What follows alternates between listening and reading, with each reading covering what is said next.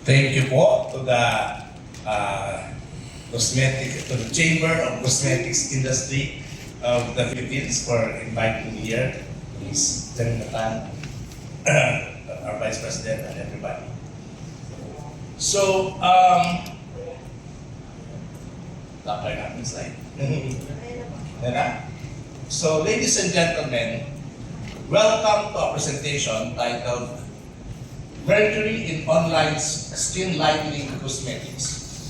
So this was already published in the journal Health Risk Assessment of Products from Selected Asian Countries by Kadumog and myself under Food and Chemical Toxicology in 2025.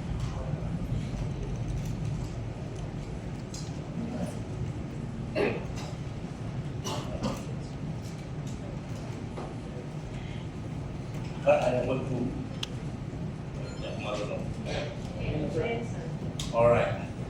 So, skin lightening products are used widely, globally, and surprisingly, mercury is used for depigmentation effects.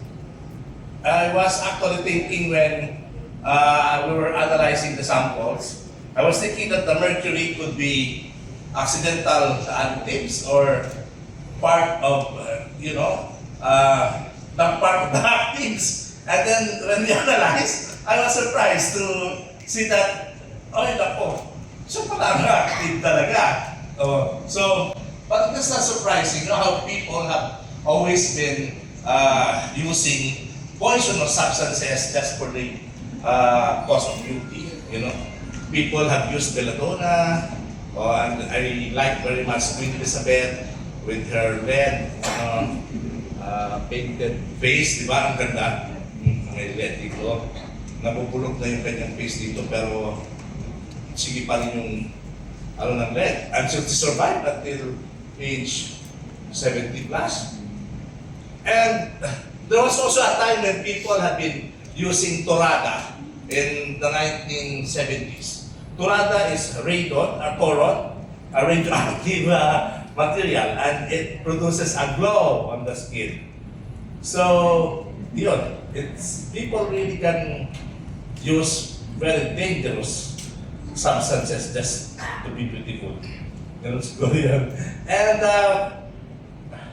highly toxic level metals, even at low levels, and the regulatory limit, I don't think if it is updated, I am not a regulator, so the regulatory limit for Minamata, as per Minamata Convention for cosmetics is, it should be 1 ppm, no?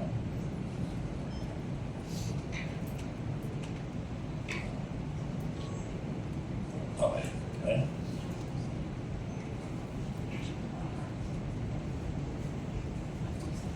So our objective was to measure mercury in online skin lightening cosmetics from different countries and assess the distribution across selected Asian countries. And to a certain extent, this is not our forte, but we try to evaluate the human health risk in terms of dermal exposure. So for our methods, we have the NGO called Bad Toxics.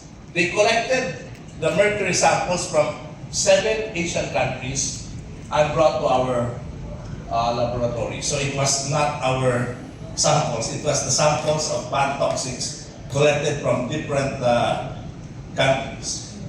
And because we have the instrument called X-ray fluorescence spectroscopy, so that's why it was convenient to analyze for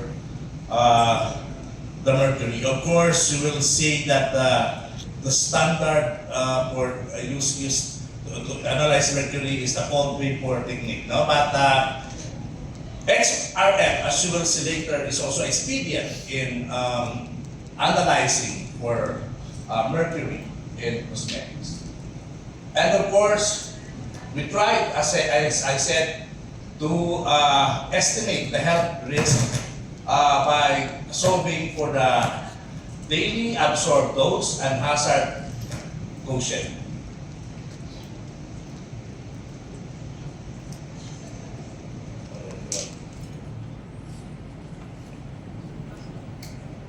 Oh.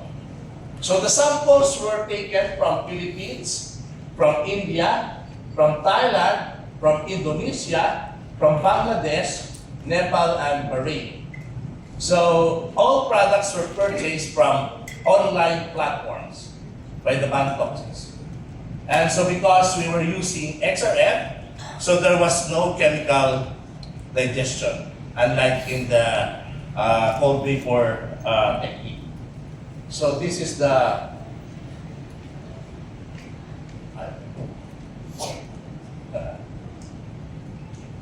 XRF, the Epsilon 5. So we put the cosmetics in cups, yung mga color na yun, and we put it inside the instrument, and we wait for 10 minutes.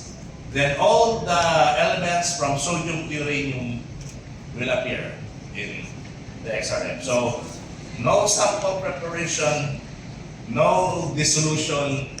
So just put the samples and all the elements will, the results of the elements will already be there.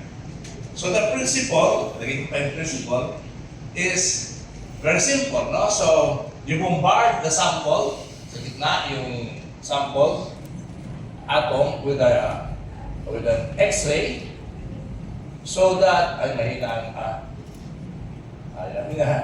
we bombard with an X-ray, so tatamaan yung atom ng sample, tapos one electron is expelled.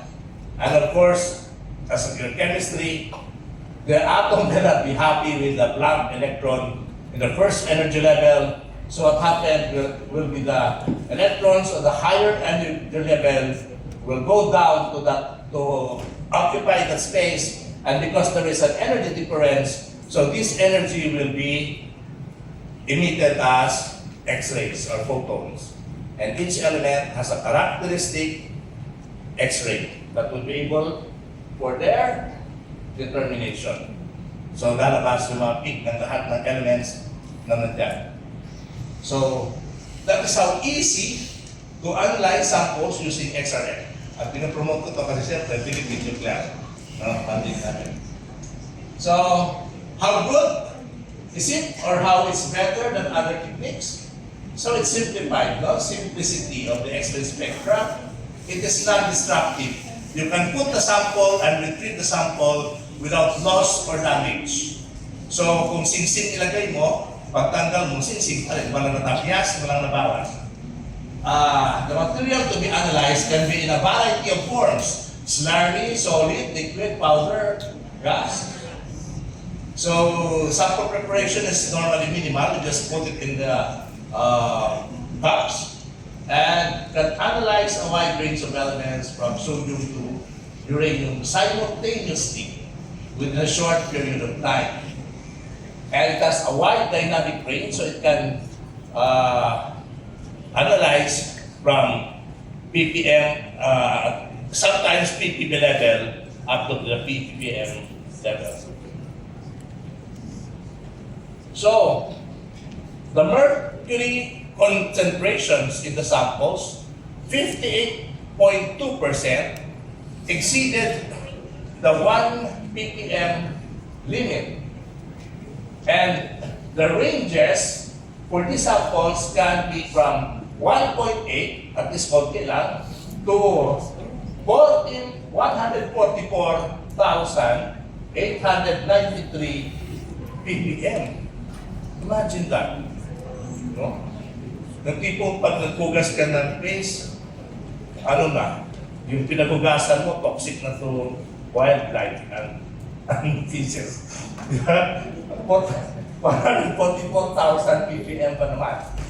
The highest averages, wow, siyempre, Pilipinas, Indonesia, and India. Okay? And severe non-regulatory compliance. So ito yan, no? Merong 1 ppm, medyo konting exceedance lang, 1.8.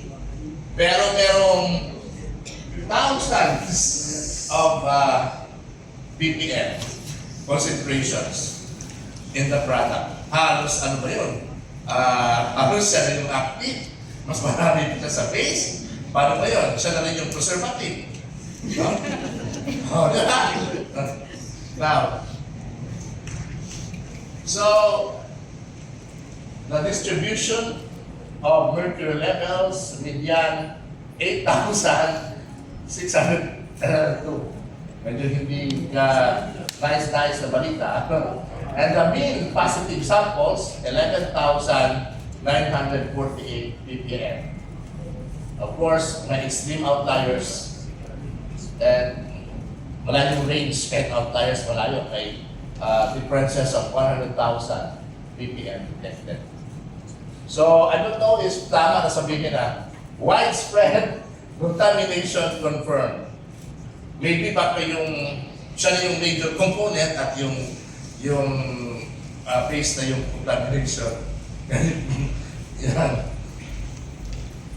And, ayaw ba yan? Balik ba? So there it is. The concentration ranges per country. So, champion ang, pinakamababa, wow, happy, si Miss Rose, Thailand. At least they only have 7,404 average mercury. And ang champion ay siyempre Pilipinas, India, Indonesia. With that concentration ranges. And there it is, the ppm per country. So, for samples exceeding regulatory limit, I already mentioned 58.2%. And within limit, 41.8%. At least marami pa naman cosmetics na within limit. Ano? Almost half. Lapit-lapit na rin sa half. And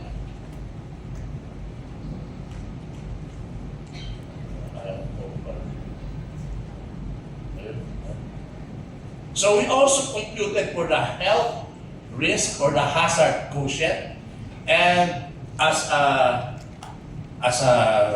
rule of the thumb, anything that has a HQ higher than 1 is already considered risky. And HQ was computed by looking at the reference absorbed dose for dermal divided by the daily average dose.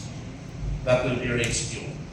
And the daily average dose would include, of course, the concentration of the cosmetics, the frequency of exposure, the surface area of the exposure, and what other factors. It's in the paper. Yung pagdikit ng cosmetics on the skin. And so, most of the cosmetics are high risk. 94.8% are exceeding the HQ. Meaning, pag nag-exceed ka sa HQ, make sure you are already prone to mutagenic effect.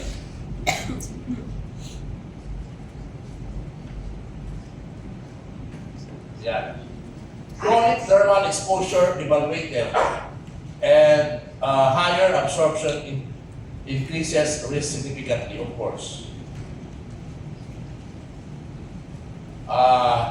So ayan ang daily absorbed dose, yan ang ating ginagamit na to compute for HQ, the daily absorbed dose, the Pax and Whisker plot per country.